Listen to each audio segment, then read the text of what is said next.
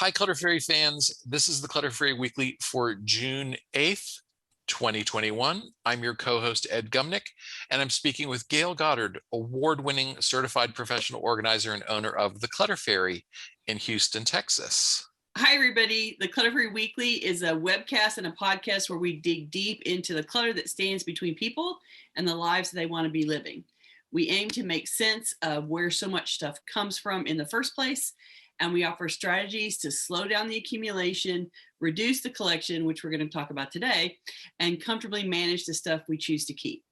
We rely heavily on the questions and topic suggestions we get from you, our viewers and listeners.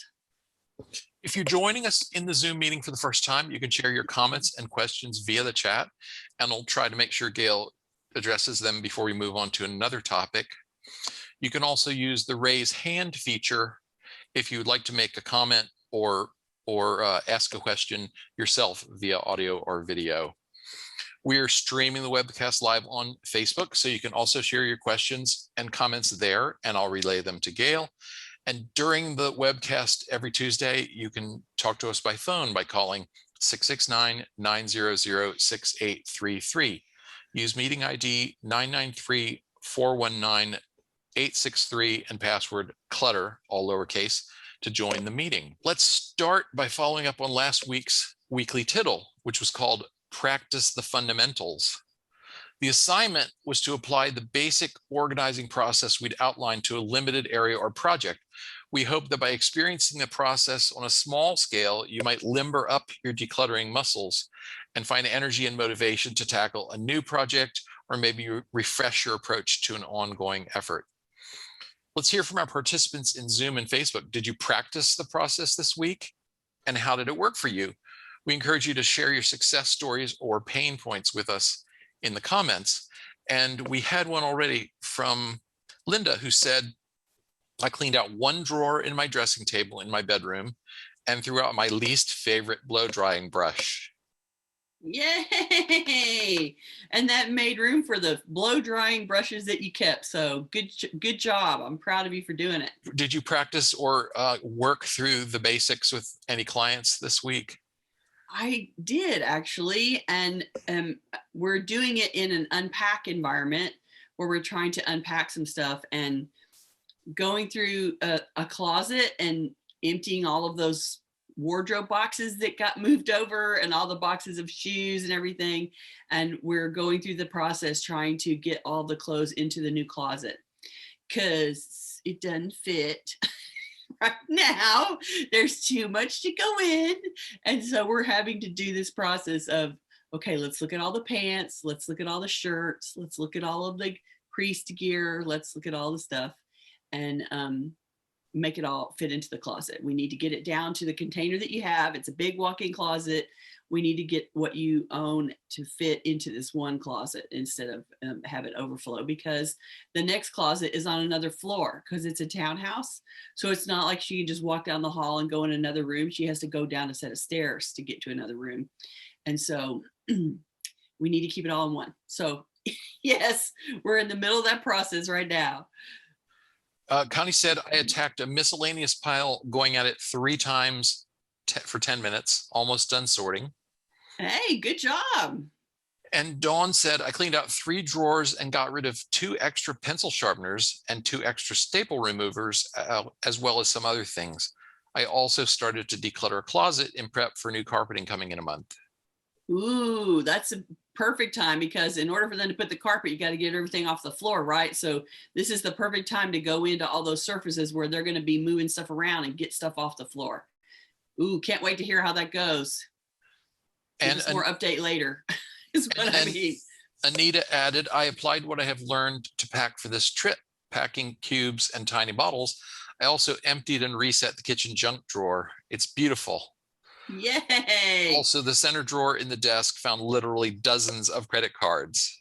Dozens of credit cards. Ooh, that's got to be a score, maybe, or it's time to start madly cutting up credit cards, one or the other. My goodness. Y'all are doing great. The junk drawer is a perfect one to, like, because there's always so much falderall in there. There's always so much in it, and it's always a big scramble. So if you're tackling junk drawers, good job. because it'll be beautiful at the end, like you said. And Lee said, worked on the shelf. I think she must have meant shelf units in garage, brought out things to work on, finished a ribbon lay for graduation in bin for 3 years. Oh my goodness. That was a good thing to get done. That must feel like a huge weight off of your shoulder when you finally complete a project that's been sitting out there mocking you all this time. Good job. I know that was a big relief to get it complete. Congrats. And Anya says, I got the shoe organizers, put it up on a closet door in the storage room, and then put all my cleaning rags and gloves, etc. And I labeled each pouch. Wow, that is great. And I love when people use them for cleaning materials and stuff, so that it's like very easy to grab what you need and go clean something and go put it, like you can do spot cleaning a lot easier if you just need to go grab the one bottle of things to scrub with and wipe with and put it back. Awesome. Can't wait to see how you like living with that. And then Marilyn has a comment that takes us straight into our main topic. Okay. Marilyn says, decluttered bottom half of the china closet, Limoges plate to donation center. That was very hard, but I do not decorate walls with plates anymore. So on that note, Thank you for segueing us into our topic today. Today's topic was suggested to us by a comment from viewer Lainey on YouTube. Lainey said, no one talks about walls. They're a big part of what surrounds you. I think they can look cluttered because there's too much on them, whether it's bold wallpaper or lots of things like pictures or hanging pot racks, or around them, such as drapes or plants. Walls are often overlooked in decluttering. This led us to a bigger discussion of how collections of decorative items can fall out of sync with our changing senses of style and the desires and goals we have for our spaces. So in today's webcast, we're going to identify behaviors that lead to what we'll call decor clutter, and Gayle will suggest strategies for cleaning up your look. We're calling today's show No Accounting for Taste, Decluttering Decor for Your Evolving Style. This background is a hot mess, isn't it? I think let's just switch it to something a little more soothing. Whoosh. Okay, that was kind of making me dizzy. Based on the reaction to the quicksand hand that we had last time, I thought it was a good idea that we not keep that super busy background out there, because this will be more soothing in the background while we talk. So thanks for letting me switch it out. Now that that's done, let's talk about those two backgrounds. The first photo with all of the chaos behind is a perfect example of more is not better. The second photo is an extreme version of simple, and it's a soothing style with one piece and a color scheme that works for the table. So your own home decor can be somewhere in between if you can pay attention to what you've chosen and how you've arranged it. There are lots of issues with decor and style and how those items become something lovely in your home or become a bunch of clutter to manage. Examples of the kinds of stuff that we're referencing here might be wall art, including hanging clocks, mirrors, and all of the photos you have hanging on the walls, hanging lamps, ceiling fans, and pot racks, decorative items in high traffic, useful spaces like on counters or coffee tables or bookshelves, tchotchkes, photos, and souvenirs sitting around on all the horizontal surfaces, lamps. Oh my gosh, some people have way too many lamps, and pillows. Throw pillows on every piece of furniture, electronic miscellaneous, like all these miscellaneous chargers and power supplies and cables and connectors and things. These are all examples of the kind of stuff that we're reacting to as, is it adding to the decor? Is it part of the decor? Does it make it a space? Does it contribute to the space or subtract to it? So what contributes to this accumulation of stuff that you have that's related to decor? How do we end up with a mishmash of stuff decorating the house, and what can you do about it? So the first one that came to mind when we started talking about this, there are so many stores selling random decor themes, changing every season. The pressure to add decor to your house is endless. Home Goods and Michael's come to mind right off the bat, but there are decor sections in Target too. You're bombarded with possibilities, and no house can support so many options. And yet we keep trying.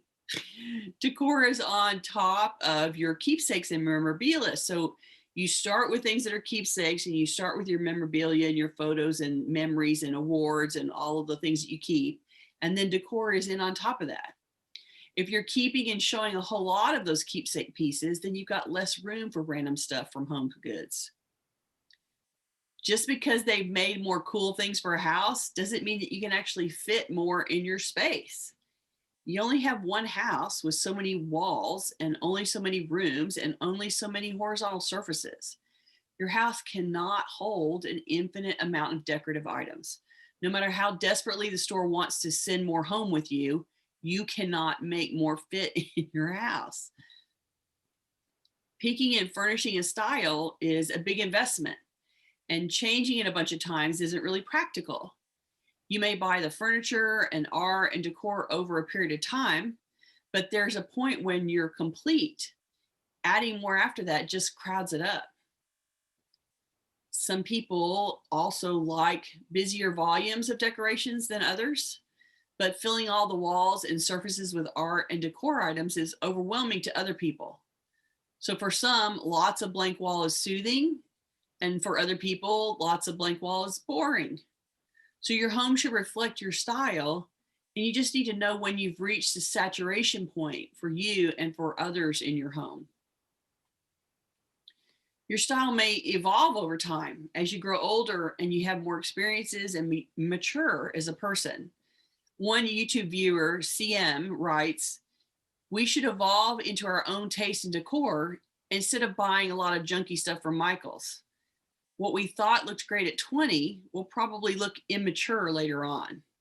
We should change our decor as we age, just as we mature into our clothing style." Nate Berkus, the decorator, did a TV show on this topic, and he said something like, "If you're 40, you shouldn't decorate like you're 14. You would not wear the clothes of a 14-year-old, so stop decorating like a 14-year-old," which is a pretty pointed way of saying let your style evolve over time with your changing taste and sensibility. I think that's a great point, and I feel like I've met a lot of people who sort of picked up their parents' sense of style, or just what they grew up with. They adopted that as their default style, and they haven't ever taken the time to Think about it. just think, yeah, to reflect on it, to think, do I even like that? Right? Because you may inherit items that reflect a style that's not your own. Sometimes it's hard to accept the dishes that your mother loved, but you never really liked. Then people feel obligated to keep and use these things that don't appeal to them, and they end up living in a style that isn't homey and comfortable to them. What was hip and trendy in 1975 isn't really an important style now. Do you remember avocado green appliances? Everyone had them in the 60s, but no one would have them now. If you inherit that fridge, you likely don't enjoy looking at it right now. In the end, evaluating the decor you have requires careful thought about what appeals to you, how much you want to see out, and when enough is enough. If you decide on a style of decor for your home, you can use it to filter all kinds of things out of the house that don't belong anymore with that theme. It can be a useful exercise to see what got left behind from previous style choices and what piqued your interest in the store but never worked at the house. Use your own sense of style to help declutter your space and create an environment that appeals to you, and then give the home goods like shopping a rest for a bit while you enjoy your new look at home. We have a lot of comments. Okay. Randy says, "My sister-in-law has a friend who completely changes her decor monthly. I can't imagine spending the time to do that, much less storing it all." Oh, that makes my head explode. Yeah. That's a lot of commitment. And I knew someone who, when I was years ago, when I was still working as an accountant, the husband worked in the accounting department with me, and his wife, she would go and trade out their furniture in the living room like every quarter, and she would just drag $3,000 worth of furniture and drag it out to the dumpster in the back at the apartment complex and go buy a whole new round of furniture. Like, this woman traded out everything. Wow. And I'm sure it cost him a fortune. And yes, wow, what a waste, right? Like, I was stunned when he told me that like the people in the apartment complex are like, oh, look, she's putting more furniture at the curb again. Like, she was furnishing the whole apartment complex with her cast-offs. And I was just completely gobsmacked at the time to listen to him talk about how she would do that. And I can't imagine. And that was a very extreme version of, she was never satisfied, she was never happy. Who knows what was going on with her. But the idea of even trading out like sort of some decorative things every week, wow, that's a lot. Anya said, saturation point is a wonderful measure. Some decoration is cozy for me, but it has to be curated and sort of timeless. I rarely change decoration, only for Christmas and maybe Easter/spring. We had a neighbor in our last complex in Houston who had decorations for every single occasion. And he had to have a huge storage space down the hall from the apartment to keep it all. And I don't know what that storage space went for, probably $100 a month or something like that. So just to keep the decorations, extra rent just for the decorations. And we would see him we'd run into him in the hall every few weeks, taking his little trolley. He had, little folding cart loaded up with boxes, going to or from the storage space, taking the decor, taking away Valentine's Day and bringing out Easter or whatever. What's between Valentine's Day and Easter? There's probably a holiday that goes in there too. What's the St. Patrick's Day? Oh gosh, how could I forget? People decorate for St. Patrick's Day. Yeah, sure. And that's sort of a mom thing too. Like, lots of moms get caught in the trap of decorating the house for the kids for all of those holidays, because they're going to give them cards on Valentine's Day, and they're going to give them, they're going to do the Easter egg hunt on Easter, and that, all of those little things that the schools are doing.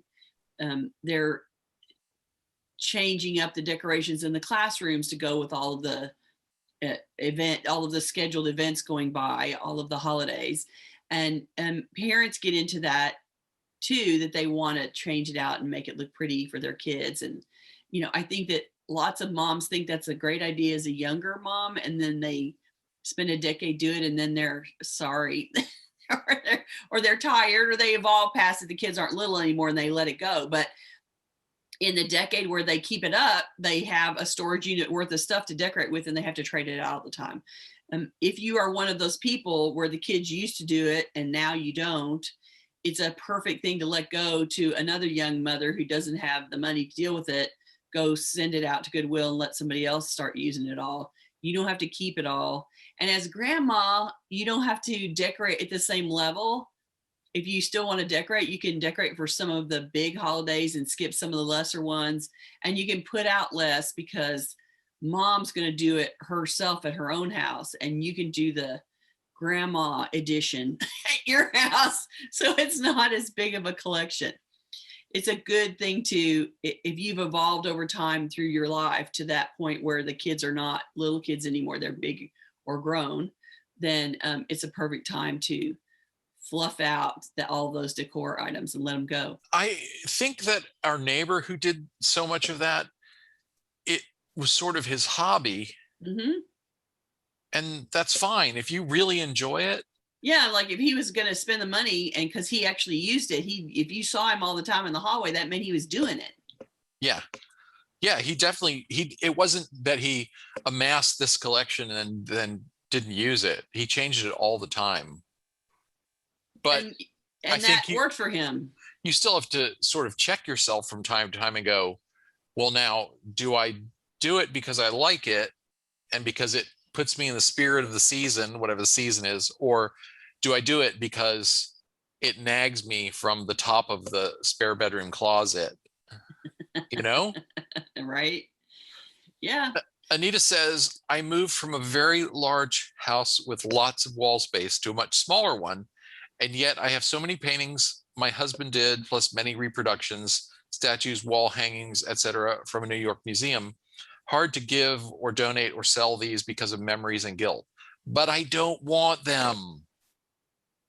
Yeah, there. And see, so I started to say sorry, except that I think the things that are, you've already made your choices about, do you want them, do you don't want them? And if the answer is, I don't want them, then while you had the space and while they were current for you, you hung them and honored them, and they had a decade or 2 decades in your life and with you as the curator. But I think it's perfectly reasonable to go, okay, I don't want to be the curator anymore.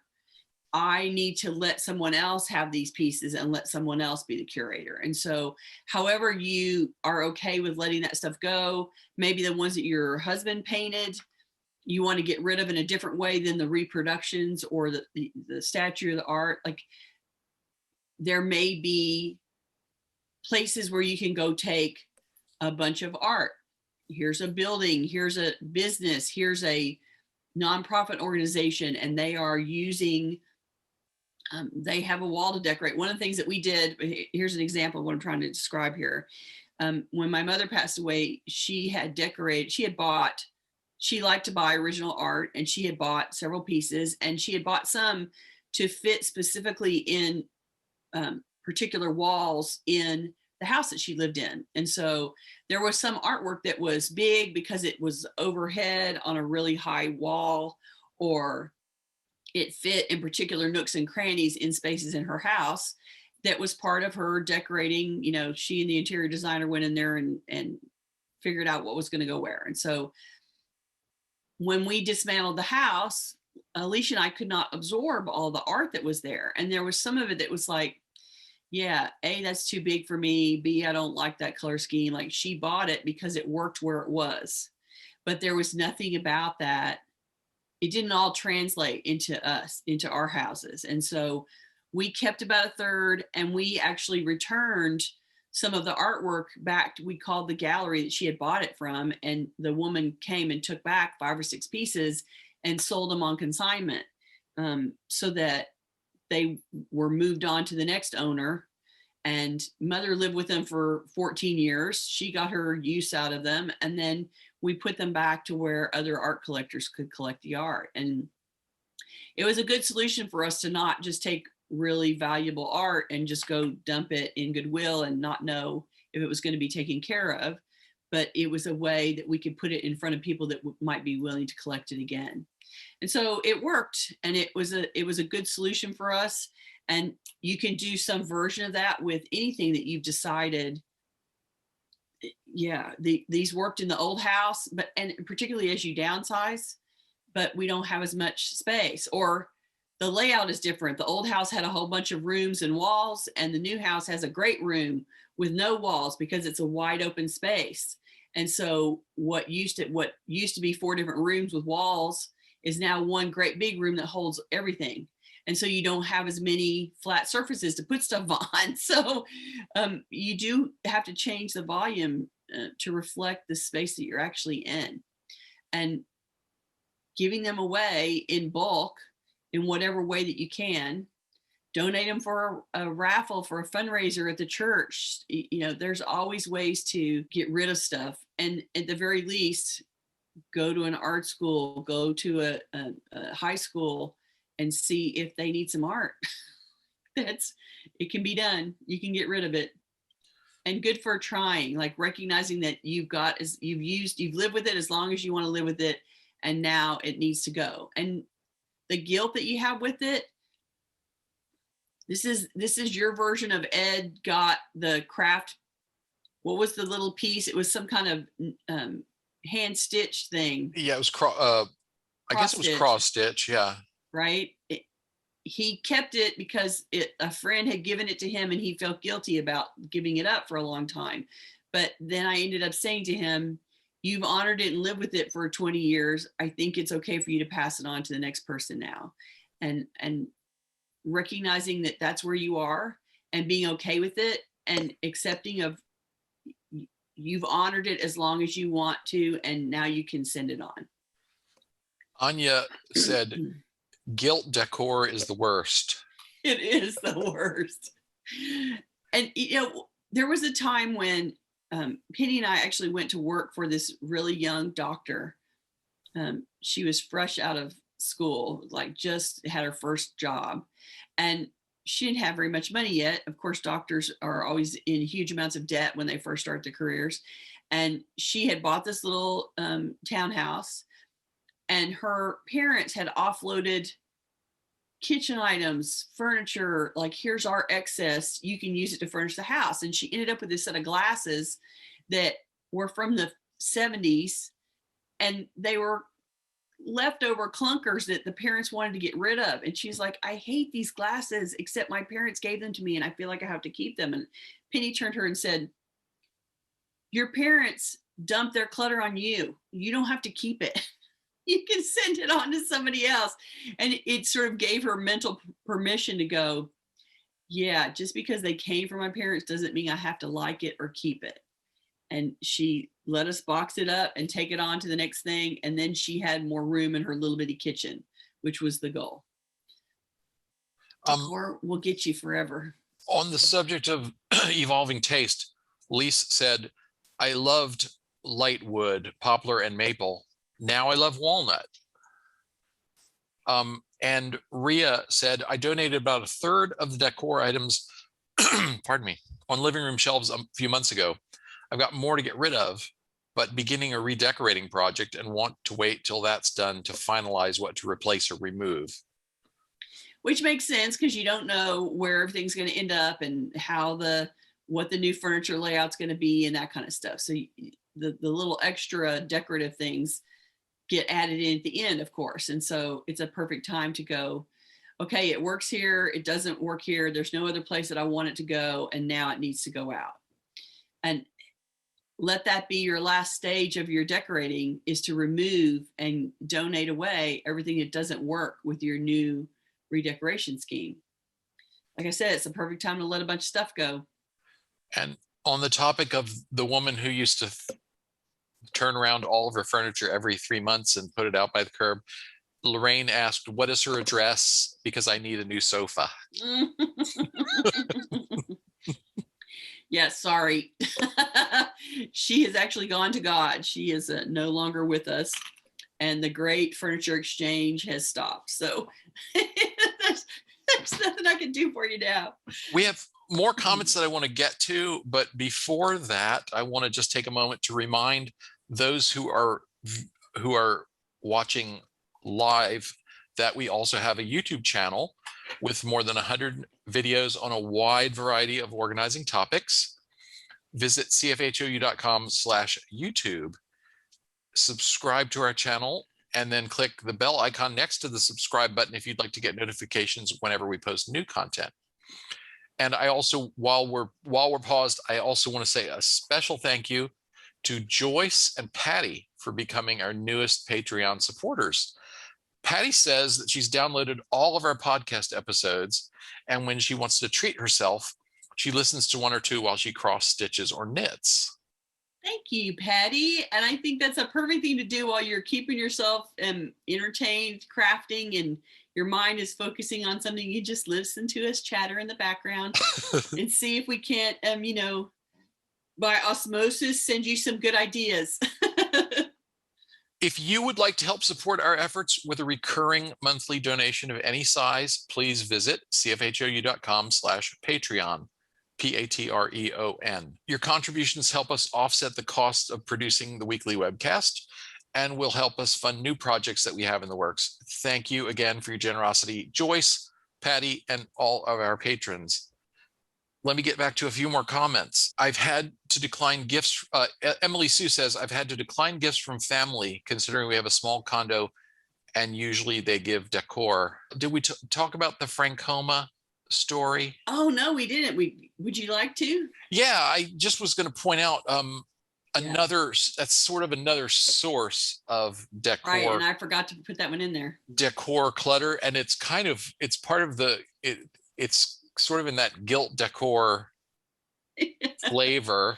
In that zone. My sister in her, I don't know, 20s or early 30s or something, started collecting Francoma, which is a style of dinnerware, ceramics, and from Oklahoma. And once the word got out to family and friends that she collected Francoma, Francoma started turning up for every birthday and anniversary, Christmas or anniversary, any occasion at all. So now she's, giving away Francoma because she has too much, doesn't all fit in the house. When you have a collection, this is what I really wanted you to speak to.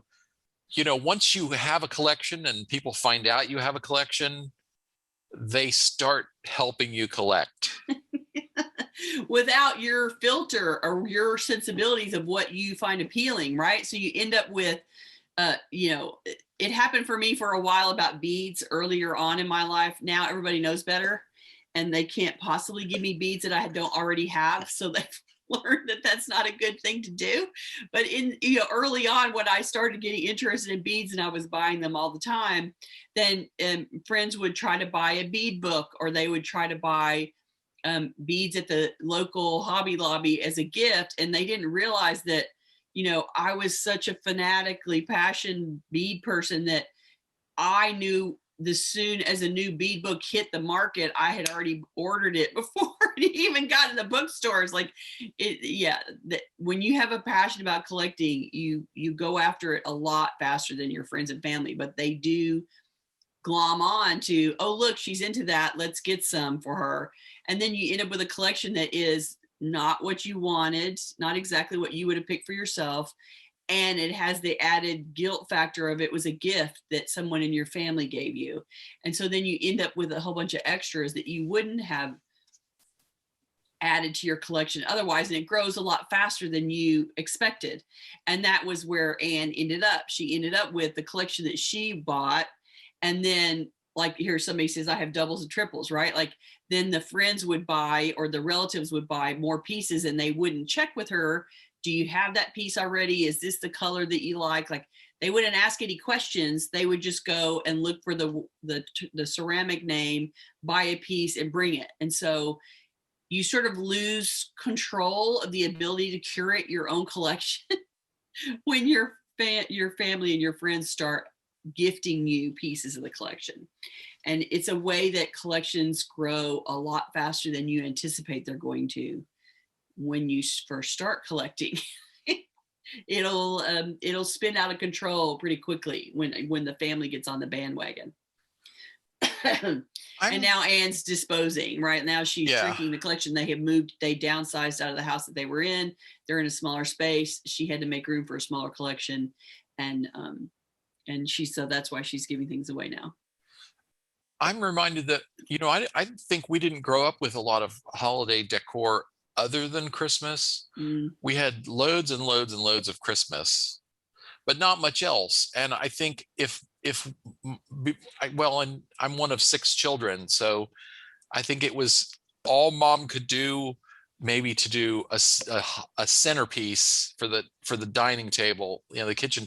We usually ate at the kitchen table, and there might be a holiday theme to the centerpiece, and that was about it.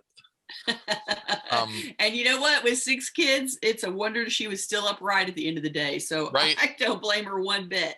Someone said, let's see if I can find it here. Someone mentioned all the stuff that comes home. Nancy said kids bring home junk from school parties.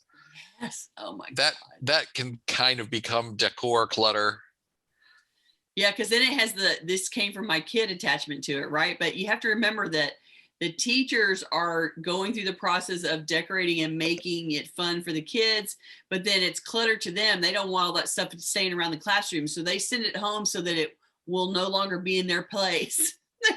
They're sending their clutter home to you, is basically what's happening.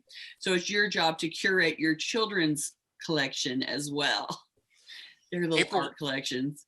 April says, I never buy decor. Every piece I have was a gift, mostly from my kids. Minimal is more my style, but I keep the knickknacks because they are from my kids. Right. And so that's one where maybe you have to thin them out over time. Like as they give you new ones, you sort of let go of some of the old ones after you've had them for 5 years or so, maybe you can, okay, so now you've replaced them with fresh ones, honey, so I'm going to let these go, right? And then once your kids are adults, you can say, oh, here's this cute thing you gave me when you were 8. You want it? Please take it. Right. Connie says, I just decorate a cake for special dates. There you go. That's nice. That's a way you can acknowledge the season and let a few people see it, and then everyone chows down on it. And right, it's consumable, it's never and it's gone. That's a very good thing to do. Buy seasonal cupcakes instead. Jane had a great comment, which was, let's see if I can find it here. If seasonal decor items are used, in my mind, they aren't necessarily clutter. If not used, that's when it's time to send them on their way. And that's a point we frequently make. Our definition of clutter is things that stand in the way of what you want more. Right. And if there's a holiday that your family is into, and Christmas just jumps out because that's very North American standard, right? But whatever your family's big celebratory holiday is, there's always stuff that goes with it. And what happens is that people keep adding to the collection over time. Like, they don't start out on day one when their kids are born with 15 boxes of Christmas decorations. They start out with one, but then they inherit some, and then they start buying every year. And so you end up with an ever-growing collection instead of circulating, curating, editing as you go along. And so then you wake up one day when the kids are going off to college, and you've got 25 boxes of Christmas decorations, 3 of which you actually put out at Christmas, and the rest are just taking up space somewhere. And so it is important to recognize that if the holiday is important to you, you probably keep adding to the decorations, and you should add to your own process, filtering the decorations on the back end every year when you go to set everything up and it's time to put everything away. So what didn't come out, what didn't get used, would I really use this? The thing that I used a decade ago, has it been replaced with something that I like better? And so you do have to take that second step and curate your own collection, and let keep the decor that you like, and keep the decorations that still work and go out and work in the space that you're in, and let the rest go out to decorate somebody else's house. Great comment here from Judith. She says, I really appreciate hearing that I do not have to seasonally decorate. As a retired teacher, I had not been aware that the expectations of my classroom environment do not have to follow me into this phase of my life. Thank you for your insights, Gayle. Very helpful. That's a very good point. Yeah, there's a really useful point there about expectations and I think habits of thinking. We get into our ruts and we do something a certain way for a long time for reasons we don't even remember. Or, right. In Judith's case, she knows why. She had to every year she had to decorate a classroom. Yeah, it was a professional expectation, nine right? times a year. Yeah, that was part of the deal. And now you're free from that. You don't have to do that unless you enjoy it. Unless it makes you happy. But it's a very good point. Like, that in that environment, in a classroom, there is a professional expectation that changing the classroom over the season of the school year is part of how you make it fun for the kids and keep them engaged, and et cetera, as part of the drill. So it was part of your professional responsibility. But this is the joy of retirement, right? You can let go of some of that stuff and go, okay, I did my season, I did my time, and now I'm on to the next thing, and I don't have to keep rolling with all that. Cynthia says, I have gilt decor of my son's artwork from 5 and 10 years ago. Now he's heading to college and doesn't even like making art, and I am sick of it. Guilt keeps it on the wall. We have a tittle just for Cynthia. We'll get to that soon. So many great comments. We're not going to get to all the great comments. We better move on to a couple more things we need to mention. We will meet again the usual time next week. That is Tuesday, June 15th. Is that right? at noon US Central Time, live in Zoom and streaming on Facebook. We've had a lot of requests to take another deep dive back into craft rooms. So next week, Gayle will explain a few key principles for organizing an art or craft workspace and offer tips to keep your creativity flowing. We are calling next week's episode The Bee Box. Declutter your craft room for inspiration and creativity. And there's a story that goes with the bee box, so tune in to hear the tale. Let's go to the tittle now, because we are actually getting short on time. Okay, so this week's tittle is called Up Against the Wall. Since our inspiration for this episode was about walls, we present a wall-themed tittle for your enjoyment. Start by identifying the wall or a section of a wall in your home that has the most stuff on it, one that was decorated a while ago or one that just doesn't look quite right to you. Ask yourself any or all of these questions. Do you still like all of the items on display here? Be brutally honest. Is there anything here that reflects a bad choice, a gift you never loved, a fad that came and went, a mismatched color? Is there anything hanging here that reflects a taste that you've moved on from or grown out of? I'm thinking specifically of your son's artwork. Could the layout be changed to make the display more interesting and appealing? Is it time to refresh the photos? And I think this is where you've hung the kid's artwork on the wall for a decade or 2 decades, depending on how old he was when he made it. And he's going off to college, and I'm sure that he doesn't care. And so you can look at those pieces and say, is there one of these little pieces of artwork that totally floats my boat and I would love to continue seeing? And if not, I'm going to take them down, and maybe you take them out of the frames and decide if you want to save them or not. You can either put them in memorabilia, or you can decide that you want to recycle them, bless them and kiss them and send them on.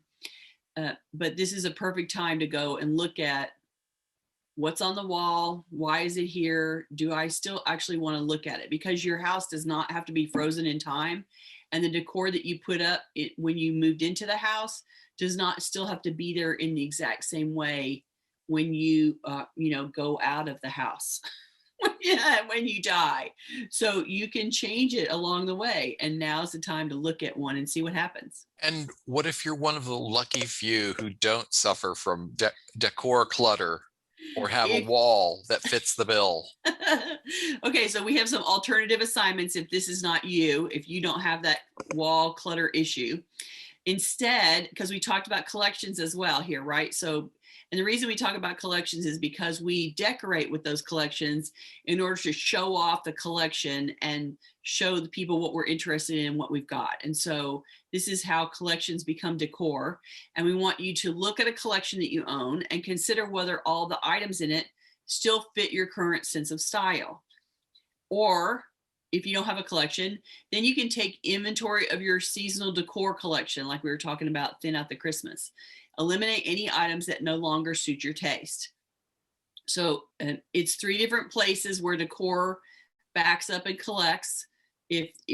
Try a wall. If you don't have a wall, try a collection. If you don't have a collection, try your seasonal decor. And hopefully one of those will work for you.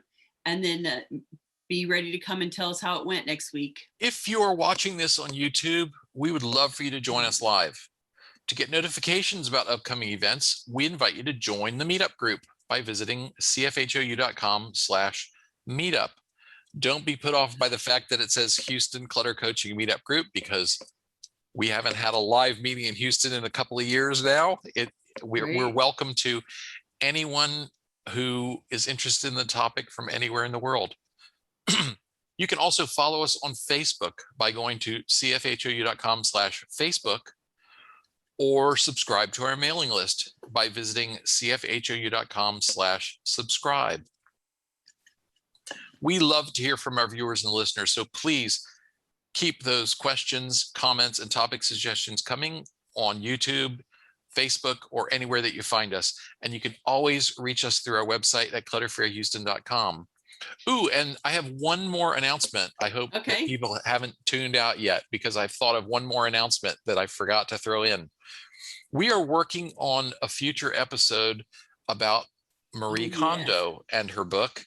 And so I would like to put out a call for any viewers or listeners who have had either a great experience using the KonMari method or who've had disappointing results from the KonMari method. We want to interview a couple of people and just sort of talk to you about your experiences. You will not have to participate in the video or be recorded. We would just like to talk to you privately and kind of get your feedback. Visit our website, go to cfhou.com/contact, or clutterfairyhouston.com and click the contact us page and use the contact form to send us a note, and we'll follow up with you. We just want to talk to a few people about their experiences so we can share that as part of our discussion of the book. We appreciate you coming this week to see us. We're so glad that you do, and we will see you next week. Bye-bye. Bye.